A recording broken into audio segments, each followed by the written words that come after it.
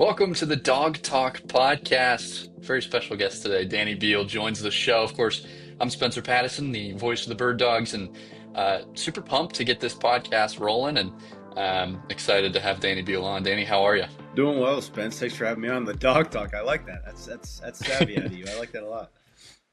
It was not, I cannot take credit for it. Back in the day, the Kinston Indians, they had a thing called the Tribe Talk. Of course, the great Chris Haymeyer had his show, and Bill Ellis and Sherry, our GM, were talking and looking at old footage, and they were like, "Spencer, you should do Dog Talk." And I was like, "All right, Fine, I'll let's do it. do it." So we're here. It's a good idea. I like it. I'm glad I'm one of the So. first few guests. This is awesome. Yeah, no, happy to have you, and being so close to Kinston, being in Greenville and playing college ball there, had to get you on, and I think you were a fan favorite this year. Um, let's talk about this season. Well, first of all, how's your off season going? You enjoying yourself? Yeah, it's nice to get away and get a little break from ball for sure. It was nice just to be able to kind of decompress and relax. I was actually texting Cam Masterman the other day about how it's crazy how like you get away for a couple weeks and it's like, wow, I don't even want to pick up a weight again. This is just nice to relax, do nothing, spend time with family, go on vacation. But no, it's going well. I'm looking forward to seeing the fellas compete next year. Love it. So last season, your first year in pro ball after well, you graduated in 2023, 24. didn't play in 2024. You graduated in 24, that's right. And then you didn't play in 24 professionally, Yep. so you picked it up in 25 and you went 5-4 with a 5.55 ERA. 21 games pitched, 16 games started. Of course, you had some openers in there, so um, of course, more starts than 16. Um, at least innings wise. You pitched 99 innings. We'll talk about Oh, that I later. know. Not getting to that 100 mark right at the end of the Hate season. it. I know that was a goal of yours because that was fun to watch and fun to see it come to fruition. Of course, didn't get all the way there, but you were darn close. We'll talk about that in a bit. But just overall, a solid season, first year in pro ball. What was your kind of takeaways? Yeah, it was something that was obviously new to me. I was always used to college where it was kind of all the tools were kind of given to you. You just had to go out and execute and compete in terms of like scouting reports and all that stuff. And this was the first time where it was kind of like all on my own. Like I had to learn how to do a scouting report for the first time. I had to watch the games and read hitters on non-start days when normally in the past I just had people and coaches that would do that for me, and I would just have to call what was thrown. But now working with E and those guys, it was something where I had to kind of take accountability of even furthermore of my performance and stuff like that because a lot of it was on me. But no, like you said, it was pretty average, I say, across the board. Obviously, my standards and expectations were higher, but for my first season in pro ball, facing dudes that were former big leaguers and playing with guys that had been playing at the highest level, it was an incredible experience and one of those that I'll never forget for sure. But in totality, I would say my performance specifically average, the team wise average as well. But I know that we'll pick it back up next year. You say average. I'll have to disagree with that. I think at the beginning of the season you face struggles. I think that's bound to happen. But you had some sparks throughout that beginning, and then we really saw it. Once you worked from behind an opener, we really saw you kind of come alive. And then, of course, the week where you became the player of the week, two really solid outings behind openers and really looked good. Of course, you were a reliever in college, and you worked really well as a reliever, and then you made the transition to a starter. And I think, of course, the slow start at the beginning, you worked behind an opener. What working behind an opener, what did that do for you? I don't know. I still don't know. I think it's one of those things where it's more mental than physical. I think, especially at the start of the year, like you said, I had never really started before. At the time when I decided, hey, I'm going to be a starter in pro ball, it was just more for my career more than anything. Not that I preferred one or the other. Obviously, I did really well in the bullpen in college, but I think I was almost doing too much in terms of preparation for starting, and it's something that Matt Decker and I had talked about a bunch. Was like I was doing too much physical stuff in terms of pregame, like stretching, throwing, plyo ball stuff, all that stuff, and then even mentally too in between innings, I was just trying to make sure that I squeezed every last ounce of that outing, that I'm making sure I was doing everything possible that I thought would make me successful. And it was getting to a point where like it was almost paralysis by analysis of doing too much. And then And then we, it was middle of the year, and Brett had called me in, and we talked with Deck too, and it was one of those things where it's like, hey man, like you're not having success. Not that you're pitching bad, but you're not pitching nearly to where your ceiling is. So we're gonna put you behind an opener, which is basically we'll have a bullpen guy. I know like O'Brien did it a couple times. There were a couple other guys that did it as well for me, but put you behind an opener.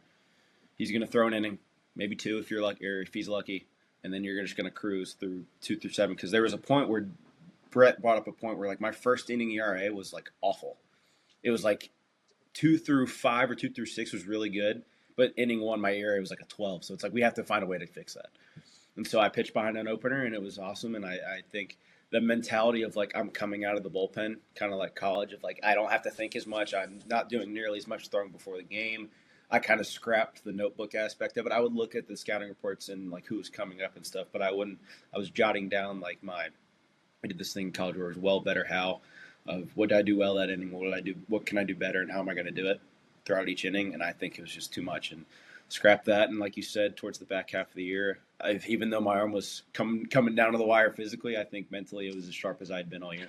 Yeah, I think it was really fun to just see you come alive behind an opener.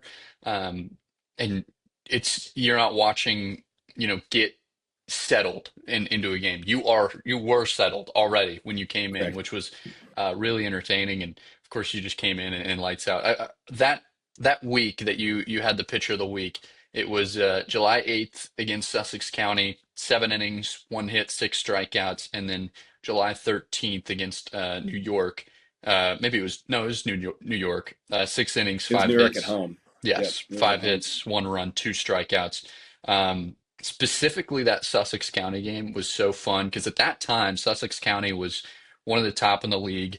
Of course, they had a bit of a fall off towards the end, but at that time, all their players were healthy. They were looking really good, but they were starting to go on a streak. And we came in and played really good baseball. Spencer Johnston pitched a really good game. It was either Yeah, he before or did. after you. Um, After it was awesome. what if you can remember that game specifically? What in that game stood out to you? There were a few things.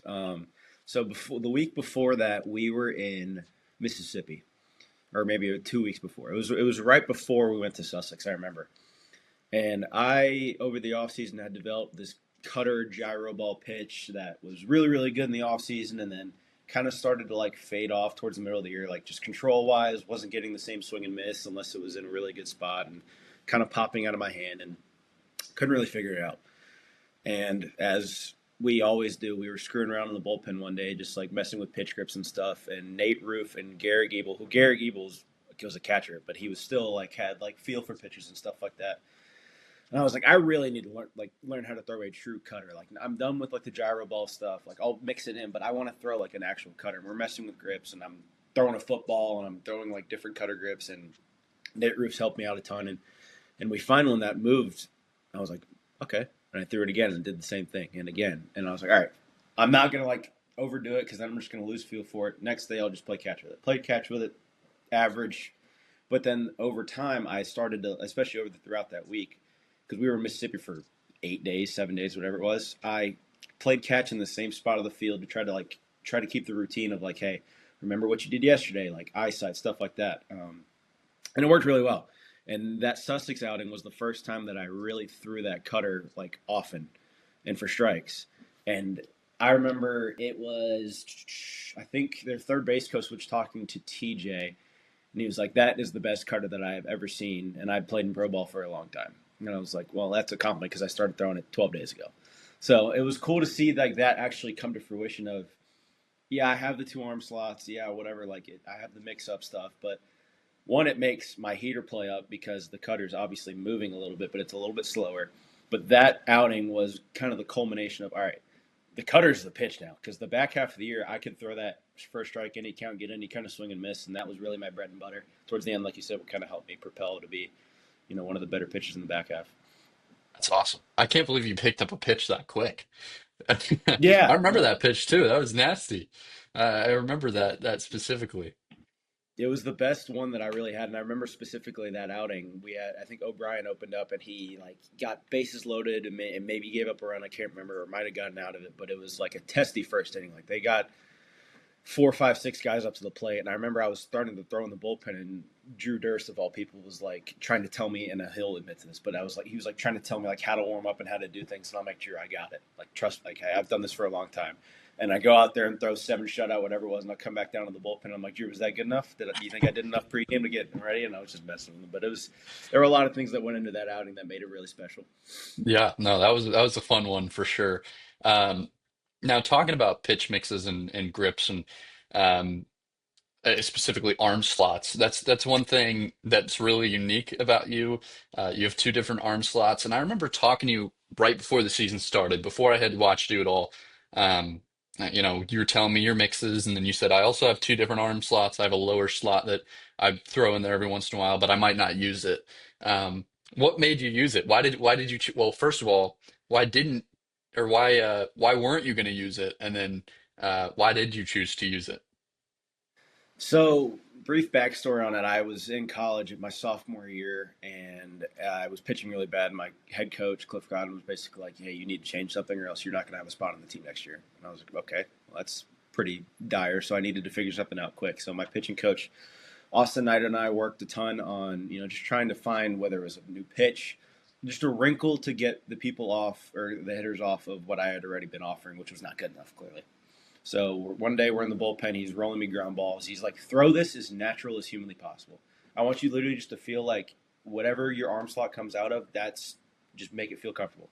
And it was kind of that sidearm arm slot. And we took it and ran with it. And throughout college, it got better and better and better. And it got to a point where it was like, okay, this is really cool. Like, this is something that, you switch, righties, normally sidearm, maybe mixing a breaking ball over the top, and then kind of just develop it and go throughout a game like that. But it was really cool because it's basically what saved my career at the time. Because if I hadn't done that, I probably wouldn't still be playing baseball, nonetheless, at a Division I university. So went through all that. But in the off season, after I graduated, before the off season before I started playing with the Bird Dawgs, a bunch of the scouts, I wouldn't say a bunch, a few of the scouts were like, you need to pick one. You can't really do both. And I was like, okay, well, I feel like I can kind of chase velocity if I throw over the top. So let's just try to throw as hard as I possibly can over the top. So all off season, that's all I trained. I didn't really throw much like sidearm. And then realistically, I knew I always had it because I had done it for 3 years. Like, I knew I would always be able to spin it and locate from down there. It's just I needed to focus on trying to, like I said, really train on throwing hard and developing that gyro pitch that I mentioned earlier in the off season. And so we get to kind of where the area you're talking about preseason. And I'm like, it's really good, but I don't know if I want to use it. And pretty much the first 3 or 4 starts, I did not like. I remember I told Deck, I was like, I'm not going to break it out till the second time through, and the starts were bad, and like it was almost like saving something good enough to where you could just start it from the beginning and it wouldn't matter, and you would just have your whole repertoire at your disposal right away. And so we talked about it and decided, like I said, that we're going to go straight from the top. Hey, we're going to mix it all in at once instead of saving it, because sometimes when you save it, it could be too late and you could be out in the third inning and you didn't even get to it. So it was it that along with the cutter, I think, is what really, like you said, kind of propelled. But I think it was one of those things where it was awesome to be able to kind of go back to my roots in college and use that to my advantage and really keep hitters off balance with spin and fastballs and all the other junk that I was able to throw up there and get outs with somehow. We'll talk about your time at ECU in a little bit, but just on this season, what is there a road trip that you really enjoyed that stuck out to you more than others, or um, and any kind of fun stories that you have from any certain road trips? Yeah, I mean, dude, you could pick a road trip and there's a story that goes along with it. I feel like with this Always. guys. I mean, it is whether I mean you could go. There's so many Tapia stories. There's so many Dito stories. Quebec was a blast because TJ had played there, and so he was able to kind of show us around, and he had played with some of their older players, and being able to, go out to eat with those guys downtown in Quebec. I had never been to Canada, so that was awesome as well. The Canada trip was cool just because we went Quebec to Ottawa to Troyes, so it was, I think, right after the All Star break, or I guess roughly 2 weeks of we're going to drive 24 hours up there and we're going to just go out in Canada for a couple weeks, which was awesome. Being able to, go out and get drinks with those guys and obviously go and awesome food. Try poutine for the first time. That was cool. But no, I mean, there's just, like I said, you could pick a road trip. Us going to Boston and going to a Red Sox game, being in Mississippi for a week and literally having to walk to the field in like 105-degree heat. I mean, there's just so many like awesome fun stuff. Even at home too. I mean, it's just all the Yeah. walk-offs we had. I feel like we had 10, 15 walk-offs this year. It's just such a fun group of guys, and it's something I'm going to remember for the rest of my life. Yeah. So I want to talk about the time in Boston. Of Yeah, course, against the Brockton Rocks. I'm sure you know where I'm going with this.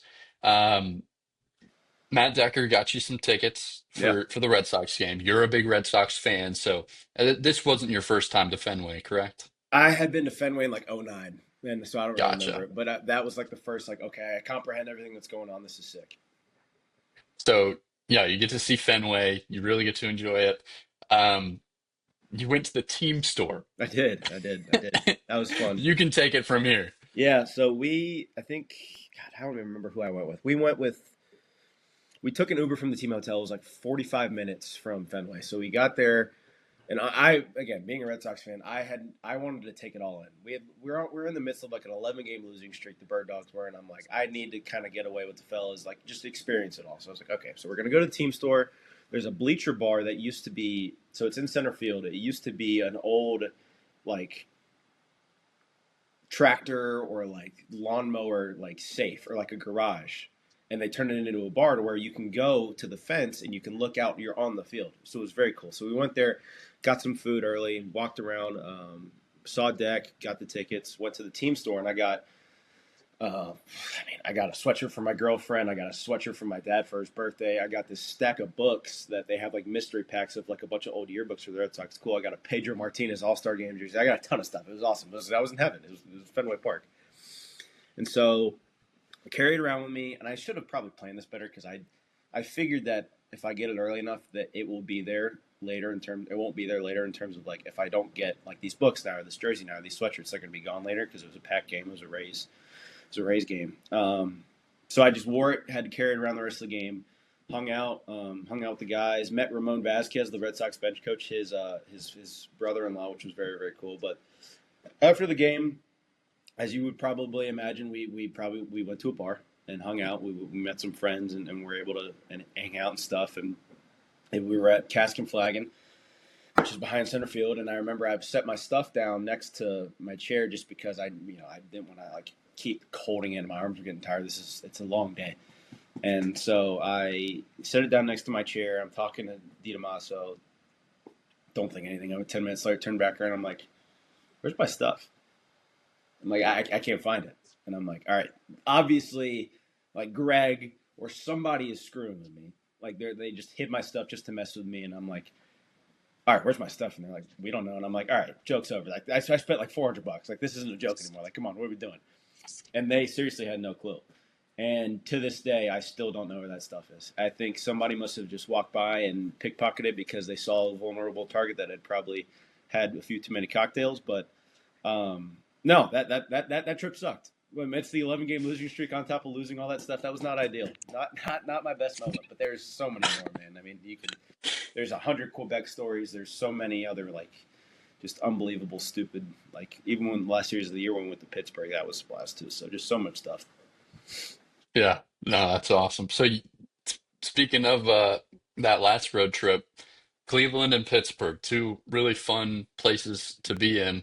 Um, we went to a Guardians game, We did. and that was really fun. For me, I getting to see a lot of the guys that came through Kinston and went on to be Hall of Famers in the Indians organization. What? Well, I guess I mean that was just a fun game. And then afterwards, you got to see Gavin Williams. A bunch of us went on the field. That was really cool. Gavin Williams, of course, became or was one of the best pitchers in Major League Baseball Yep. this year. Was really good in the playoffs, and you played with him in college. What was it like seeing him at the biggest stage? Yeah, no, it's special, man. We have so many guys from East Carolina, and it's almost kind of braggy at this point with how many. Alec Burleson won the Silver Slugger. Obviously, Trey Savage pitching the way he did in the World Series. Connor Norby with the Marlins, and then I feel like Gavin doesn't get talked about enough for the year he had. I mean, he was tremendous down the stretch. But no, Gavin was my freshman year roommate when I was in college. He was I guess, a redshirt junior at that point because it was the COVID year. But that was his draft year, so I got to literally see and sleep next to firsthand what success at the highest level looked like. I mean, he was a first rounder. He was awesome. He was throwing 100, and we've stayed really close. I actually live with him in Greenville right now for the time being before I moved to Charlotte with my girlfriend. Um, but he's one of my best friends. Like, he's going to be in my wedding. He's a great dude, and be able to get some tickets from him for you guys, and really good seats too, like right behind their dugout. Game sucked. They got pulverized, and there's like 100 rain delays, I feel like. But like you said, to be able to go out on the field with him after, introduce everybody, say, hey, thanks for the tickets, dude, you're the man. And then obviously the way their run down the stretch, the Guardians, to be able to get the division, and then obviously losing to the wild card game or wild card series. But the way that they played and the way that Gavin played, could not be more proud than even Trey Savage, dude. He is probably my best friend, and be able to see him pitch on that kind of stage, and like just him FaceTime me all the time. Just, he's an Eagles fan. We would never talk about baseball. Just be like, how about the Birds? And it was like, it was fantasy land. It really was. Yeah, I mean Trey is ridiculous. That Yeah. that whole man. I mean, of course, I feel like everyone wanted to see the Blue Jays win, and to have this 23-year-old come in and pitch the Yeah. way he did definitely helped that case. He's fun to watch. But Trey and Gavin both had a big part in your transition from reliever to a starter. That's correct. Yeah, no, I mean, there was so many ways that they could have given me advice of just how to handle it, because they both of them did a good job, because they were initially relievers as well, and then transitioned to starters, and then started at the very highest level and kind of knew how to handle it and go about it. And obviously, Gavin's played with, Corey Kluber's in the dugout. He's played with Shane Bieber. Trey's played with Kevin Gosman and Shane Bieber, and you know Chris Bassett. All these guys where they're like, it's the veterans. Max Scherzer, highest level Yeah. possible of all these guys. And to hear what their advice was with me kind of going through my struggles and trying to get me out of it, they were a big help, and they were big and very instrumental in my success down the stretch for sure. Yeah, no, every time I see either of them, or really any ECU, I think of you. But I think of one moment in particular with Gavin Williams. He had a no hitter rolling in the ninth. I remember It's that right watching the before one clubhouse. of our games. It was right before one of our games. You were watching in the clubhouse. I was watching in the front office. I see him blow it, and I go, "Oh my gosh!" And I run back there, and there you are, like this, Yeah, right next to surrender your phone, and cobra I'm in the like, middle of the locker room. "Oh no." Yeah, He saw it. So it I was mean, that was, Juan Soto, dude. That guy's a good hitter. he was so close. Oh, I know, man. special. Um, well, let's talk about, that last trip, the Washington series, the final games of the season. You are so close to 100 innings pitched. You had been talking about it for a couple weeks. I just want to get to 100. You said if I pitch, 6 innings here and That's right. 6 innings here and 7 innings here, you were breaking it down, and it was exactly how you placed it. You said, I'm going to get 6 innings here. You did. You got 7 innings the next outing, and it shaped up to the very last outing of the season. It was the last game, right? It was a Sunday game. That's right. Yeah, the final game of the season. Um, you had what? You needed six I innings, needed six, right? and I got five. Yeah, you were so close. But I guess what was going through your head during that game on, I need that one more inning. No, man, it was. I mean, everybody, that had been a big goal for me. It was all season being very durable, and no matter how I felt, and it was the same thing in college. Like, no, didn't really matter how I felt. I was going to post and be able to go out there and pitch for my guys. And going into that week, I was at 87, and I knew that I had to get 13 innings, whether it was 9 innings and 4 innings the next, or however it shook out. I needed to get 13, because that was always triple digits was a big goal for me, just because it shows, you're making starts, you're very durable and stuff like that. And I threw really well earlier in the week on that Tuesday against Lake Erie. They were a really, really good team, and I think I went 7 innings. I think I had a couple runs, but made it through 7 innings. I'm like, perfect. That's money, because then Sunday I'll go six, call it a day. Hopefully, I mean, six is a lot to ask sometimes, but six is like that shook out perfectly, like you said. So we get to that Sunday, and I am kind of going through my pregame stuff, like trying to take it lighter, just so I have more stuff left in the tank. Towards the end of the game, and I knew it was the last game of the year, and we were obviously far out of it. But they had something to play for. There was something in the situation where if they had won another team lost, they won the division, but if we beat them and then another team won, then maybe they didn't, or something along those lines. So it was kind of an extra motivation for me. It's like, all right, I get 100 and they don't win the division, sure. And so, I'm going about it, and it was a grind of an outing. It really was. I mean, that was one of the tougher outings I think I had all year, just fighting tooth and nail to get strikes by, and I was not throwing hard. It was at the end of the year you're running on fumes as it is. So it was most innings I'd thrown in my career in that short amount of time. So it was lobbing up junk, hoping they put it in play and rolled over or whatever it was. But that I remember it was the fifth inning or 2 outs, and I think I walked the 9 hole, or maybe he got a base hit to go first and third, and their leadoff guy was coming up. He hadn't, I don't know, I think he had gotten one hit, but it put up really good at bats against me all day. I think he was 1 for 3 with like a walk maybe, and TJ came out and he's like, "Hey, you're at like whatever it was, like 90, 95 pitches. Do you want them?" And I'm like, "Yeah, I'm gonna. I might not get the 6, but I'm gonna finish this inning." He's like, "All right." First pitch, inside fastball, rolls over to second base, gets thrown out at first, 5 complete. But I knew that once I got that guy, that was it. I had nothing left. I mean, I would have gone back out there and thrown like 75-mile-an-hour fastballs. It would have been worthless. But to finish that way with the last guy I faced being an out, and the way that season ended, it was just special to be able to share it with those guys. Yeah, no, that was a really fun way to end the season. That whole game was Electric, spectacular. Winning it at the very end, Jackson Hicks doing it against his former former team, team at the very end. electric. That was really entertaining for sure. Um, During that game, you had some family Yeah, there, my mom and my dad were right? there just because it was the last outing of the year and all that good stuff. So That's great. I love that. I feel like you had a really good relationship with just about everybody on the team. Coaches, everybody seemed to like you, and you seemed to get along with everybody, especially when you were pitching well. yeah, What who are some players that you still talk to and uh, you're good buddies with here in the off season? dude, I tell you what, I'm friends with everybody, and that's not like in a braggy way. It's just I genuinely love every single one of those guys, like to the death. Even Drew Durst. Like I know we joke about it and how like Drew is very flamboyant with everything that he does, but I mean every single one of those guys, I have such a special bond. It was such a special summer to be able to spend with them, and the road trips you don't really have anywhere else to go. You're on a bus for 20 hours, and you have to learn how to get to know your teammates, and even guys that were sporadically in and out, like Nate Roof, I'm super close with. Greg Martinez, who was my roommate. You talk about a guy like Tyler Blom, who's been in the league for a long time, who's kind of a veteran, who kind of had to learn, hey, like tone it down a little bit, and kind of came back down to our level of being a great teammate, not necessarily trying to be this big leader. He was an awesome dude down the stretch.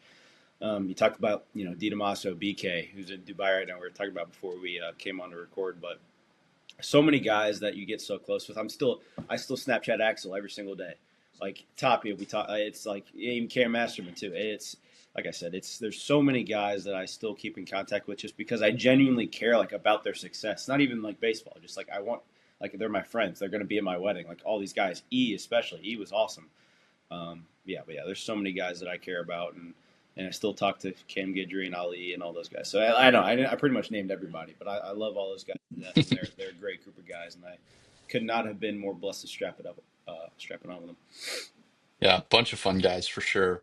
I know you were in Greenville. You still are. You've been there for so long, it feels like.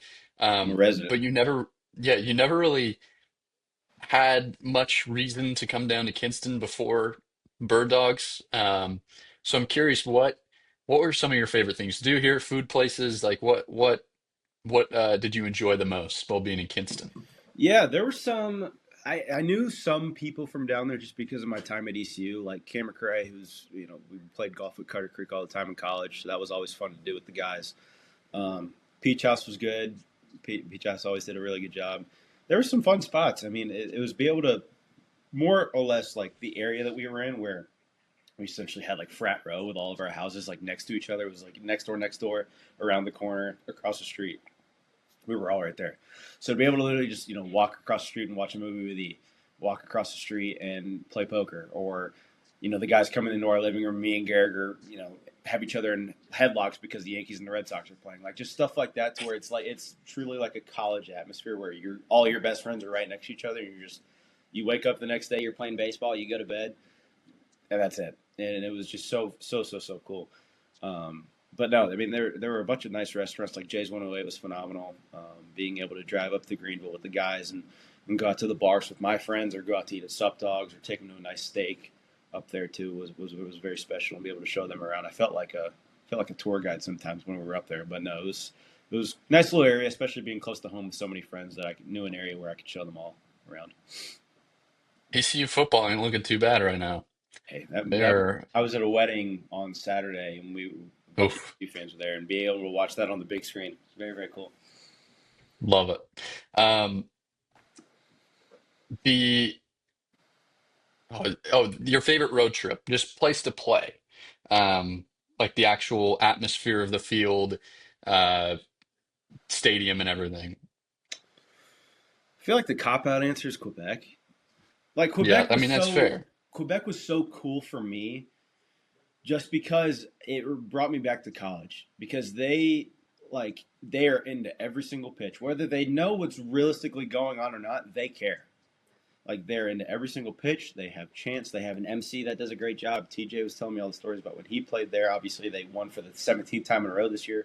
Like that experience was so cool. Like I said, because of the All Star break, we left on Wednesday, got there Thursday night, got to hang out, got to go to dinner, got to hang out with everybody, and then play in a game where we lose Friday, Saturday, and they're like, I mean, obviously they had lost like 9 games up to that point. They were like 40-9 or something crazy like that, and then we beat them Sunday, and that kind of propels us the rest of the week. And I feel like that was just such a cool experience to actually be able to compete with them on their home turf, on their stage, where all their fans are banging the chairs and cheering, and everything's in French. Like it was such a cool experience for me to be able to play in Quebec for sure.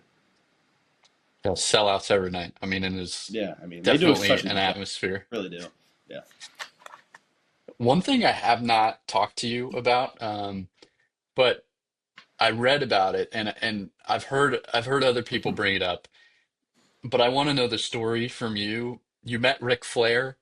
Um, I sense you love Ric Flair. Uh, how did you meet him? What was the story behind that? Geez, this was like 2012, maybe 2012.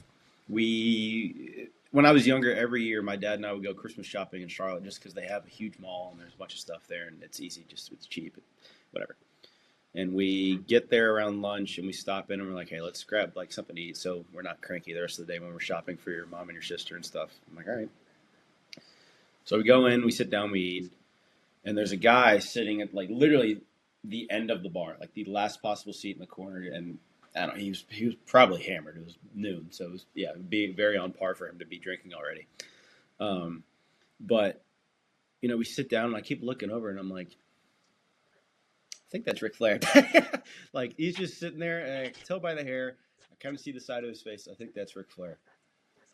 And I think when people started to recognize it was him, he had people going up and taking pictures, and he was hitting the woo like the whole 9 yards. It was cool to see him in person and kind of see, because I looked it up at the time. I thought he was from Charlotte. He's not from Charlotte, so I don't know what he was doing there. But very cool to see such a polarizing figure like that in person and hear the woo, and it was very very cool. I love it. That's great. Well, one final question before we wrap up. Um, I'm curious, you were the only North Carolinian on the roster for a good chunk of a good chunk of the season. You grew up in Winston-Salem. You were born in Chicago, but grew up in Winston-Salem. Uh, what are those, you went to college at ECU. Of course, you're still out here in North Carolina. What what does that North Carolina roots mean to you, and especially playing pro ball in North Carolina? No, it's awesome. I mean, like you said, being from the Northwest, or not Northwest, the Midwest, it was a little bit different moving down here. But it's North Carolina is pretty much all I've ever really known. Sure, I remember some stuff from Chicago, like the Cubs games and being able to walk to school and stuff. But North Carolina is pretty much all I've ever known, and the relationships that I've kind of created here, just through college and even now pro ball, like you said, I wouldn't change it for the world. I mean, it's been being able to kind of like I said earlier, almost be like everybody's. I know it was my rookie year in pro ball, but being able to kind of like have everybody have a homecoming, be like, hey, here's North Carolina. Sometimes it's cold, sometimes it's warm. It gets really hot in the summer. Here's Greenville. I know everything about it. We can go hang out there. Like, and then on the flip side of that, even on the baseball side too, like being able to learn from so many guys on how to do things the right way in pro ball was awesome for me. But I feel like for me, I was also able to kind of like show guys certain things too in terms of like motivation or trying to kind of like bring guys up from a certain level. Because I played it, like I said, East Carolina, where you had to bring it every day. There were no real days off. Like, you want to go to Omaha, you got to bring it every day. And in pro ball, especially the way it is in the Frontier, where you're playing Monday through Sunday or Tuesday through Sunday, you can get very monotonous. But I think our coaching staff did a good job of kind of like trying to like put preps on our steps with when we're struggling. Hey, let's go take extra IO.